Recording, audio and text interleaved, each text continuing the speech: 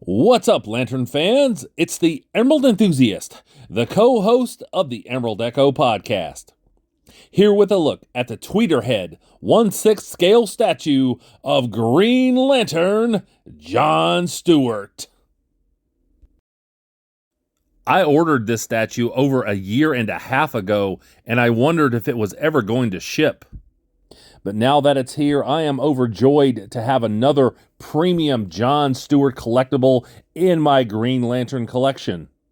There are numerous interchangeable parts and many details to review, but before I get to those, let's take a look at the box details. The front of the box features a product shot, the Green Lantern symbol, and it says John Stewart, Green Lantern. The back features a planet wreathed in green. I'm assuming this is Oa. The top of the box says John Stewart, Green Lantern, 1/6 scale maquette. There's very little on the bottom of the box except for a small DC Comics logo. And there's a Green Lantern symbol on the side of the box. Here's the bottom of the base, and as you can see, the exclusive edition is numbered out of only 450. Here is the statue being assembled step by step. Here is the body added to the base. Here's one of the arms added to the statue. Here is the alternate arm with the space blaster. Here's one of the ring-slinging arms. And here's the alternate ring-slinging arm. Here are the two portraits of John Stewart. And here is the fully assembled statue. Here's a close-up of one of the left arms. I really like this metallic paint on the gauntlet. I like the sculpting of the arm. You can see lots of definition in the biceps and the triceps. I would have liked for the black sections of the costume to be a little glossier, so that is a minor criticism that I have. The hand is extremely well done. It looks very realistic. And here's a look at one of the alternate right hands with the ring. Once again, this is extremely well done. John is very jacked here, and I like that a lot. Of course, with a premium collectible, collectors want premium quality. So let's take a closer look at the Green Lantern ring now. The sculpting is admirable here. The paint applications are exact. Perhaps the ring is just a little small, but it's really not noticeable. Overall, I think this is a solid job. Here's a close-up of the base, and John is standing over a smashed Quardian power battery. As you can see, it's both smoking and dripping onto this rock base. I really like the detail on the battery. It's all scratched up. And it looks like some of it has solidified and it's starting to ooze out. So I really like those details. Although I like the appearance of this smoke plume, it does look like something that could be easily damaged. So be very careful when you are placing the arms on the statue. Here's a look at the back. There's magnificent texturing here. This really feels like a big meteor. Obviously, the inference here is that John has been in some kind of conflict, and he is standing victorious after he has vanquished his foe. Here's a close-up of the lower body, and I'm very impressed by the way Tweeterhead sculpted the tops of the boots. It's a little unusual, but again, I like it. And of course, this metallic green paint looks amazing.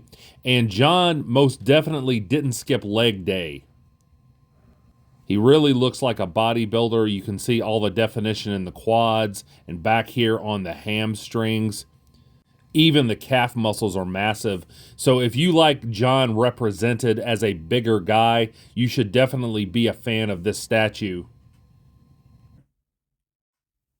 And John definitely doesn't skip the crunches either. He has an absolutely shredded six-pack, and you can see definition here in the rib cage. And there is plenty of definition on the obliques as well. And as I turn this maquette around, and you can see this absolutely ripped back, There's plenty of definition in the lower lumbar and the trapezius, the latissimus dorsi, and the rear delts. John certainly looks like a champion bodybuilder here. This musculature looks sensational. Here's a close-up of the left hand on the gun-holding arm, and there's magnificent sculpting here. You can see the veins and the knuckles, and my favorite part of this is John's finger laid on the trigger like he's ready to take care of business at a moment's notice. Here's a full view of that space blaster, and the detail here is just superb. The color choice is appropriate for a construct. You can see that it's a different shade of green than the green on his uniform. And it also has a Green Lantern symbol sculpted in, and I always appreciate that. Here is a close-up of that Green Lantern symbol, and these are the type of details that as Green Lantern fans, we see these and they're instantly galvanizing. Here is a close-up of the right hand. John's fist is clenched and he is wielding his Green Lantern ring. Here is an extreme close-up of the ring, and my co-host on the Emerald Echo podcast, Adam, always finds it amusing by how much time I give to examining the rings in these reviews. But a poorly executed ring can sink a Green Lantern collectible, and that is certainly not the case here. I would have liked for this to have been a little brighter, but overall I'm very happy with the appearance of the ring. Here's a close-up of the Green Lantern symbol on these massive pectorals of John. It wasn't easy to get a good shot of this.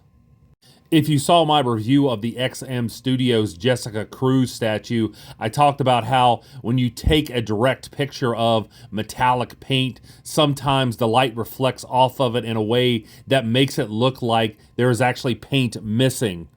But with this angle, you can see just how well the chest symbol has been executed. The paint applications are very exact on the green and white sections. So I am certainly satisfied with the appearance of this Green Lantern Corps symbol. And now for a look at the portraits, aka the head sculpts. And this is my preference. This is the one that I'm going to display with the statue. I really like the way the hair has been done here. It's very exact. It's very lifelike. I like how John's jawline and cheekbones have been sculpted. And that is much the same here. You can see the detail here on the goatee. This is only available with the exclusive edition. This is based on his Justice League Unlimited appearance. I think the skin tone looks really good on this. Superb sculpting on the ears. I, of course, like the green eyes. Those are just very attention-grabbing. And last but certainly not least, we take a look at Badge. And Tweeterhead has specified this as being Badge and not Chip. When I first saw the images of this maquette, I thought this might be Chip due to his involvement in the Mosaic storyline, but this is Badge. You can see all of the detail back here on his tail. The eyes look very lifelike. And he looks ready and focused for battle alongside of John Stewart. And here's a close-up of Badge's ring. And I certainly would have appreciated more sculpting work on this. But since Badge is essentially an accessory here, and this is such a small area, I'm going to go ahead and give Tweeterhead a pass on this one.